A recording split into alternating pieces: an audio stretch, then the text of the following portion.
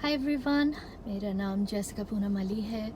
बहुत दिनों बाद वीडियो बना रही हूँ। आज जनवरी 12th 2021 है।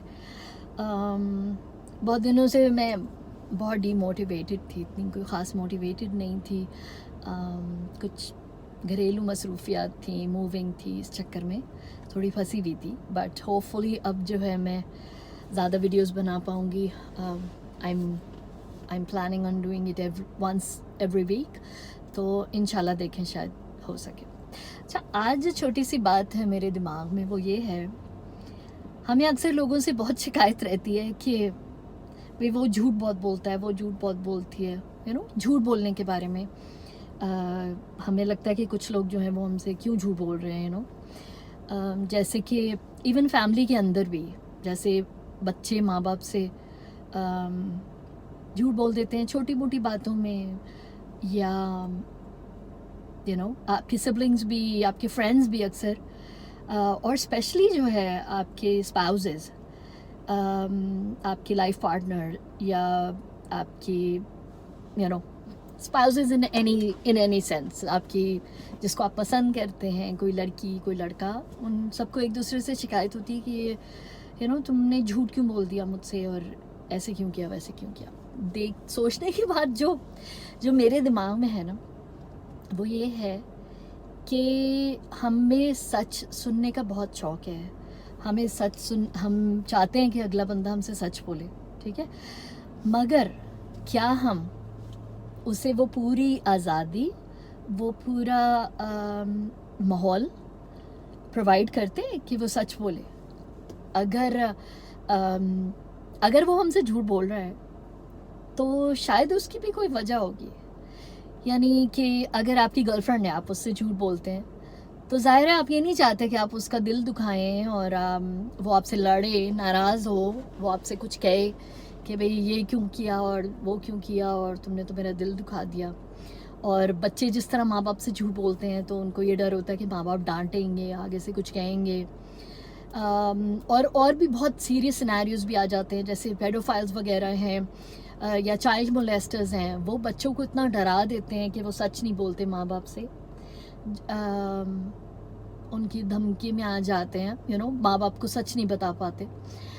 ये सारी सच बोलने की जो सिचुएशंस हैं वो क्यों होती हैं? क्योंकि किसी को भी किसी से डांट खाने का कोई शौक़ नहीं होता, चाहे वो कोई बच्चा हो, बड़ा हो, छोटा हो, और नाराज़ करने का भी शौक़ नहीं होता। जैसे कि बीवियाँ होती हैं, जैसे कि मैं हूँ, अगर मेरे हस्बैंड मुझसे झूठ बोलते हैं और बाद में मुझे पता चलता है, तो मुझे कितना अफसोस होगा कि ओहो, मुझसे झूठ क्यों बोला आपने, सच क्यों नहीं बोला। सोचने की बात यह है कि मुझे अपने लिए सोचना चाहिए कि क्या मैंने उनको ऐसा माहौल दिया है कि वो सच बोल सके मुझसे हर सिचुएशन में, हर हिसाब से। यानी बीवियाँ स्पेशली जो हैं, वो तो इतनी छोटी छोटी बातों पे नाराज़ हो जाती हैं कि बेचारे मियाँओं को मैंने बहुत मिजरेबल भी देखा है। किसी कोई लड़की जा रही होती है, उसकी तारीफ़ भी नहीं कर पाते। किसी ने खाना पकाया होता है, कहीं गए होते तो उसकी तारीफ़ नहीं कर पाते, क्योंकि बीवी इतनी जेलस हो जाती है। तो वो अगर लफ्ज़ों से नहीं तो वो अपनी बॉडी लैंग्वेज से कुछ ना कुछ ऐसा जाहिर कर देती है कि जिससे मियाँ को पता चल जाता है कि मेरी बीवी का जो है ना मूड ऑफ हो गया है। अगली बार अगर उसे कुछ अच्छा भी लगेगा, कोई लड़की भी अच्छी लगेगी, कोई खाना अच्छा लगेगा, कुछ भी अच्छा लगेगा, तो वो नहीं बताएगा या तो झूठ बोल देगा। इस बारे में जो है, अगर मैं वो माहौल ही ना दूँ कि जिससे अगला बंदा मुझसे सच बोले, तो मैं कैसे उम्मीद रख सकती हूँ कि वो मुझसे सच बोलेगा। मुझे फिर झूठ सुनने के लिए तैयार रहना पड़ता है, अनलेस रहना चाहिए, अनलेस कि मैं ऐसा माहौल क्रिएट करूं कि जो वो मुझसे सच बोल सके। यानी हम दोस्तों की तरह एक दूसरे से बातचीत कर सकें, एक दूसरे से अपनी फीलिंग्स शेयर कर सकें। यानी और हर सेंस में होता है, जिस तरह मियाँ जो है वो कभी कभी, बीवियाँ बहुत झूठ बोल जाती हैं कि अगर समझे, लाइक फॉर इंस्टेंस, अगर उसने अपनी मदर को कुछ पैसे भेजे हैं छुप के, तो वो अगर छुपने की ज़रूरत क्यों हुई, वो उसने इसीलिए छुपी अपनी बात, इसलिए छुपाई ना क्योंकि उसे ये पता था कि वो या अपने मियाँ से डांट नहीं खाना चाहती, या उसको नाराज़ नहीं करना चाहती या इवन उसका दिल नहीं दुखाना चाहती, बहुत सारी डिफरेंट सिचुएशंस होती हैं। तो उसको ये लगता है कि मेरा मियाँ ये जो है ये बर्दाश्त नहीं करेंगे या खामखा घर का माहौल ख़राब होगा, तो वो झूठ बोल देती है। हमें अगर वाकई में हकीकतन सच सुनने का शौक़ है ना, तो सबसे पहले हमें सच सुनने का माहौल क्रिएट करना होगा अपने इर्द गिर्द, अपने बच्चों में। फिर वो आपकी मर्ज़ी का सच नहीं बोलेंगे, फिर तो वो सब बोलेंगे जो शायद आपको ना भी पसंद हो। उसका रिएक्शन जो है ना, वो डिपेंड करता है कि वो अगली बार आपसे सच बोलेंगे या नहीं बोलेंगे। आपका रिएक्शन उस बारे में क्या होता है। तो इस बात पे गौर करें और ये सोचें कि अगर कोई अगले बंदे ने हमसे झूठ बोला है तो इसमें हमारा भी कुछ हाथ है, यानी हमारी भी गलती है इसमें कि उसने हमसे झूठ क्यों बोला। क्या हमने वो इन्वायरमेंट क्रिएट किया था कि वो सच बोले? क्या हम में इतनी बर्दाश्त थी? क्या हमने उसको इतनी स्पेस दी थी कि वो हमसे सच बोले?